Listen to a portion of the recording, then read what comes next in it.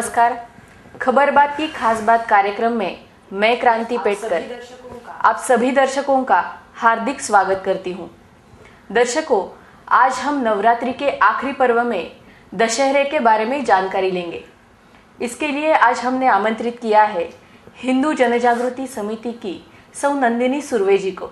नंदिनी जी, आपका हमारे इस कार्यक्रम में बहुत बहुत स्वागत है। धन्यवाद। नंदिनी जी, पहले तो हमें ये बताइए, दशहरे का महत्व क्या है, उसका इतिहास क्या है?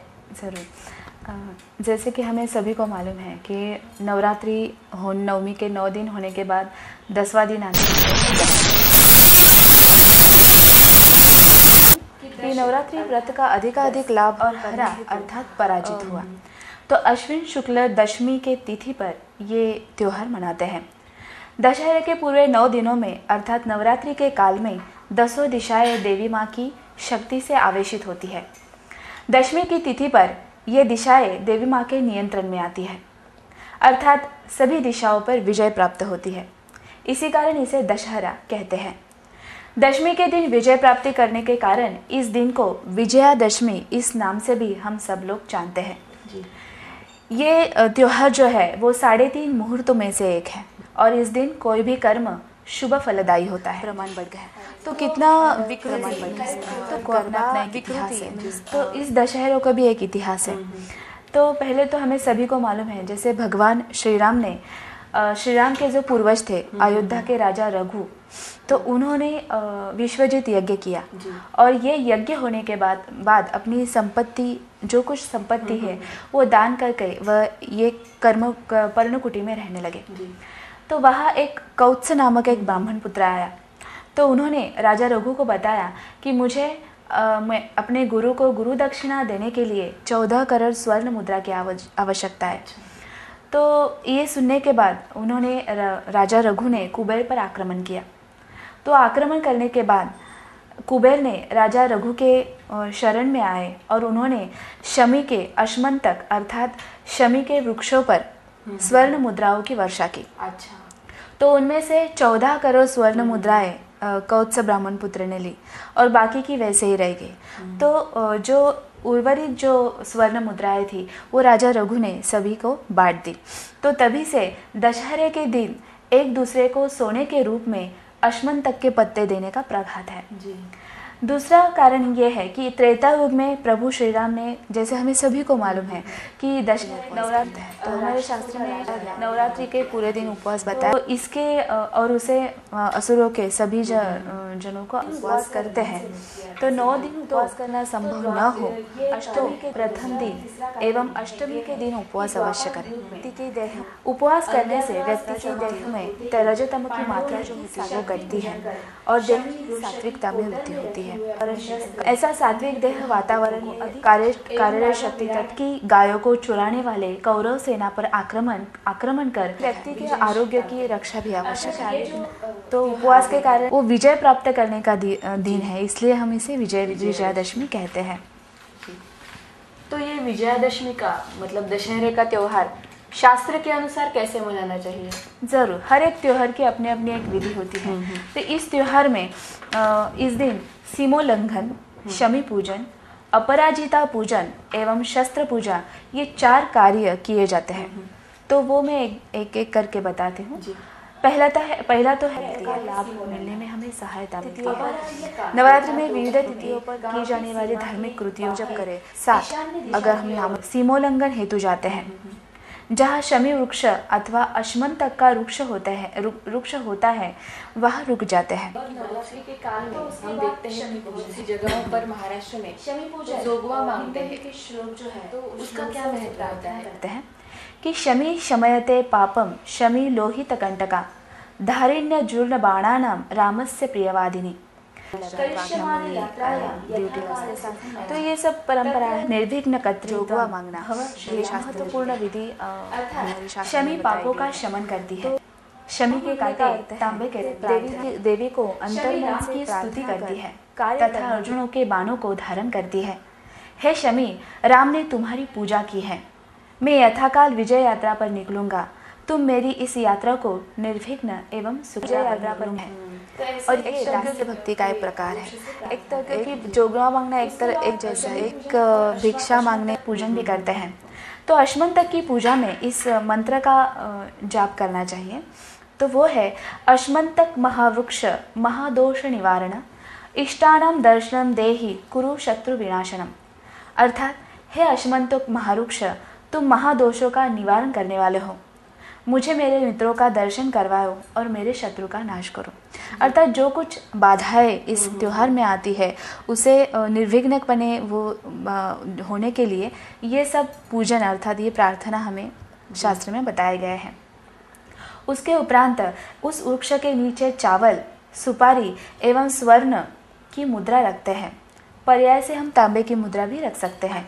फिर वृक्ष की परिक्रमा कर उसके मूल के पास की थोड़ी मिट्टी एवं उस वृक्ष के पत्ते घर लाते हैं। तो ये हुआ शमी पूजन और अश्मंतक पूजन के बारे में।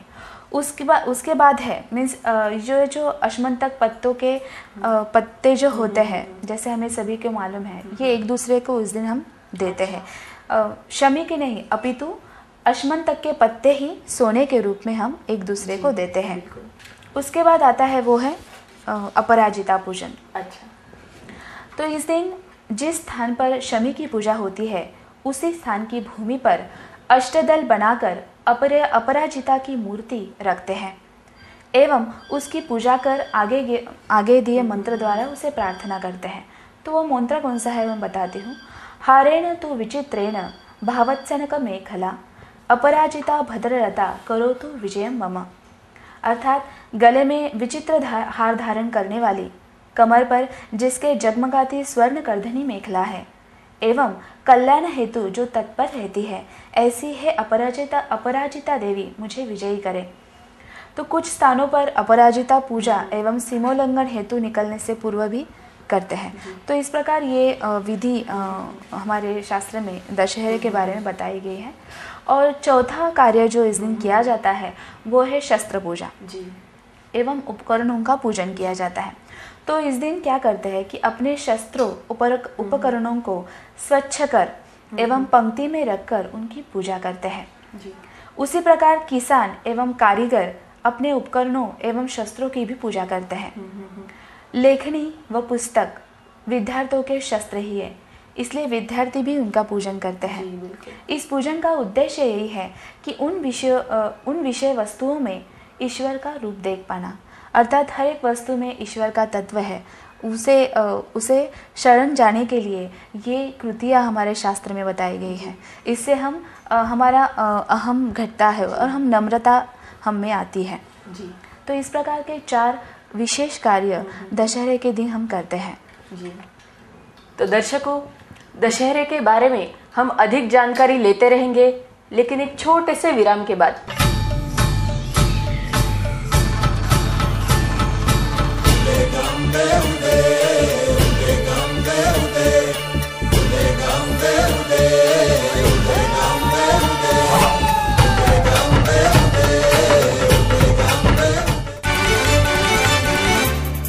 घरात बँकेची ब्रँच. अगं चला, मुहूर्त जवळ आला.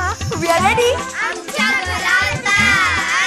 काहीतरीच काय. खरंच घरात ब्रँच. कमाल आहे.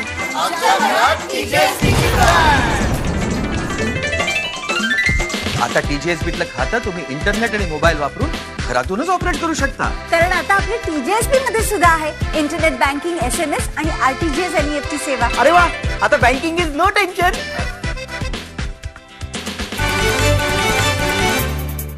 छोटे से विराम के बाद सभी दर्शकों का फिर से स्वागत है। तो नंदिनी जी, हम बात कर रहे थे दशहरे के बारे में। दशहरे के दिन एक महत्वपूर्ण विधि किया जाता है जिसे हम बोलते हैं रावण दहन। तो उसका क्या महत्व है? जरूर। जैसे हमने देखा कि दशहरा अर्थात विजय का पर्व, न्याय और नैतिकता का पर्व, सत्य और शक्ति का पर्व। इसी दिन भगवान श्री राम ने राक्षसों के राजा रावण का वध किया था और इसलिए इस दिन रावण दहन किया जाता है। और ये त्यौहार हमें ये संदेश देता है कि किसी भी प्रकार का अन्याय और अनैतिकता का विनाश अटल है। अगर संसार की सर्व सिद्धियां और शक्तियां प्राप्त होने के बावजूद यदि कोई समाज के विरुद्ध वर्तन करता है तो उसका विनाश अटल है। और यही प्रेरणा, यही संदेश इस त्यौहार से हमें मिलता है। दूसरी बात यह है कि अगर हमारी भारतीय संस्कृति जो है वो विविध त्योहारों में पिरोई गई एक रंग बिरंगी माला है। इस त्योहार में, प्रत्येक त्योहार में जीवन को दिशा देने वाला संदेश और लोक कथा अंतर्भूत है। हम भारतीय उत्सव प्रिय भी है और इसलिए सभी त्योहार बड़ी धूमधाम से मनाते हैं, परंतु इसमें विद्यमान संदेश और जीवन का मर्म सिखाने वाले लोक कथाओं को समझना हम भूल जाते हैं। अगर हम अपनी भारतीय संस्कृति का तहे दिल से आत्मसात करेंगे, उसकी सुझाव देखेंगे, इस संस्कृति की सहजता को, गहनता को समझ लेंगे, आत्मसात करेंगे, तो किसी की जीवन शैली आत्मसात करने के लिए हमें आवश्यकता नहीं है। और यही प्रेरणा हमें हर त्योहार देता है, हर संदेश यह त्योहार हमें देता है। जी, अभी मैं आपसे एक महत्वपूर्ण सवाल पूछना चाहती हूँ। एक तरफ तो हम माँ दुर्गा की उपासना करते हैं नवरात्रि के काल में, लेकिन दूसरी तरफ हम आजकल देख रहे हैं कि महिलाओं पर बहुत सारे अत्याचार हो रहे हैं, तो उसके पीछे क्या कारण है? ज़रूर। इसके पहले हिंदू स्त्रियों की स्थिति आज बहुत ही विकट है। इसके पहले मैं अपनी भारतीय संस्कृति में जो कुछ वीरांगनाएं होंगी उसके उदाहरण बताऊंगी। जैसे हमें सभी को मालूम है कि झांसी की रानी लक्ष्मीबाई अपने 23 साल की उम्र में उन्होंने वीरगति प्राप्त की। राजमाता जिजाऊ, जिन्होंने छत्रपति शिवाजी महाराज में क्षात्रवृत्ति और ब्राह्मतेज निर्माण कर उन्हें हिंदवी स्वराज्य स्थापना के लिए स्फूर्ति दी। रानी पद्मिनी, जिन्होंने हजारों राजपूत स्त्रियों को साथ में लेकर जोहार किया, धर्म रक्षण के लिए और शील रक्षण के लिए उन्होंने किया। रानी अहिल्याबाई होलकर, उन्होंने भी धर्म प्रसार के लिए हर जगह मंदिरों की स्थापना की। तो इन सभी वीरांगनाओं का इतिहास हमारे सामने होते हुए भी आज हमारी हिंदू स्त्रियों की स्थिति बहुत ही विकट है। आज हमारे स्वतंत्र भारत में हिंदू महिलाओं पे अत्याचार होते हैं। आज वो प्रगतिशील होते हुए भी एक तरफ वो सुशिक्षित है, एक तरफ उस पर अत्याचार हुए हैं। उसके कारण क्या है? आज हमारे सामने उदाहरण, जैसे हमें सभी को मालूम है, दिल्ली में हुआ गैंग रेप, मुंबई में हुआ महिला पत्रकार के साथ हुआ गैंग रेप, या नाबालिग लड़कियों के साथ होते हुए अत्याचार, ये सभी उदाहरण हमारे सामने हैं। लव जिहाद जैसा संकट आज हमारे सामने है, जिनमें हमारी हिंदू युवतियों को, महिलाओं को प्रेम के जाल में फांसकर उन्हें निकाह किया जाता है, उनसे शादी करके उनकी जिंदगी बर्बाद की जाती है। तो ये ऐसी स्थिति क्यों है? इसके कारण क्या है? तो पहला कारण ये है कि धर्म शिक्षण का अभाव। आज हमें इतर धर्मियों को जैसे उनके प्रार्थना स्थल में उनके धर्म का शिक्षण दिया जाता है, उसी तरह आज हमें हिंदुओं को ऐसी कोई भी सुविधा उपलब्ध नहीं है जहां हमें धर्म शिक्षण मिले, और इसलिए ये पहला कारण इसके पीछे है। दूसरा कारण ये है कि हमें है धर्माभिमान का अभाव। इतर धर्मी अपने धर्म के प्रति बहुत कट्टर है, उनके धर्म में जो कुछ बताया वो कट्टरता से पालन करता है, लेकिन हमें धर्म शिक्षण न होने से हमें धर्माभिमान नहीं है, और इसलिए आज हमारे धार्मिक उत्सव में अनाचार और विकृति आ गई है। तीसरा कारण यह है कि पाश्चात्यों का विकृत प्रथाओं का अंधानुकरण।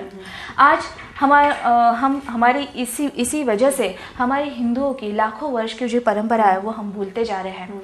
रोज day, mother's day, father's day, chocolates day, ऐसे डे सेलिब्रेट करने में हमें धन्यता मिलती है, लेकिन ऐसी हमारी संस्कृति ऐसी नहीं बोलती। ज़्यादा बोलूँगी तो मदर्स डे और फादर्स डे के बारे में कि हमारी संस्कृति माता पिता को कृतज्ञ हर दिन कृतज्ञ रहने के लिए कहती है, लेकिन पाश्चात्यों की संस्कृति एक दिन का सिर्फ मदर्स डे और फादर्स डे सेलिब्रेट करने के लिए कहती है। तो इसके और एक महत्वपूर्ण कारण इसके पीछे है, वो है हमारी आज की स्त्री आर्थिक दृष्टया सक्षम होते हुए भी वो मानसिक और शारीरिक दृष्टया दुर्बल है। अगर कोई भी संकट आता है तो वो मानसिक संतुलन इसका बिगड़ जाता है और वो आत्महत्या करती है। तो ये असमर्थता उसकी दूर हमें करनी है। तो इसके लिए क्या उपाय योजना है? तो पहला उपाय यह है कि धर्माचरण करना। हमारे पूर्वज धर्माचरण करते थे, इसलिए वो सुखी थे, आनंदित थे, लेकिन आज हम धर्माचरण नहीं कर रहे, इसलिए आज हमारे बहुत सारी समस्याएं हमारे सामने खड़ी है। दूसरा महत्वपूर्ण इसके बारे में और बताना चाहूँगी कि धर्माचरण करते हुए कि हमारे जो वीरांगना की उदाहरण में अभी मैंने बताया, तो वो इतना पराक्रम क्यों कर सके? क्योंकि उनके पीछे धर्म की शक्ति थी। और इसी प्रकार अगर हम धर्माचरण करेंगे तो हमारे पीछे भी धर्म की शक्ति होगी और हमारे महिला भी ऐसे संकट आते हैं तो ईश्वर की मदद उन्हें ज़रूर मिलेगी। तो इसलिए हिंदू जन जागृति समिति विनामूल्य धर्म शिक्षण देती है। उसमें हमारे जो त्यौहार है, उत्सव है, उनका शास्त्र बताया जाता है, हमारे हिंदू धर्म की महानता बताई जाती है। दूसरा उपाय है और वो है स्व संरक्षण प्रशिक्षण लेना। आज हमारी स्त्री हम में शारीरिक और मानसिक सक्षमता हो तो एटलीस्ट कम से कम हम खुद की रक्षा तो कर सकते हैं। तो इसलिए हिंदू जन जागृति समिति हर जगह स्व संरक्षण प्रशिक्षण ले रही है, जिससे महिलाओं को स्व संरक्षण प्रशिक्षण मिले, वो अपना खुद की रक्षा कर सके। और तीसरा महत्वपूर्ण उपाय है और वो है संगठन। इतर धर्मियों के जैसे हमें भी संगठित होना चाहिए और इसलिए अगर हम संगठित होते हैं तो हम पर, हमारी महिलाओं पर बुरी नज़र डालने की किसी की भी हिम्मत नहीं होगी।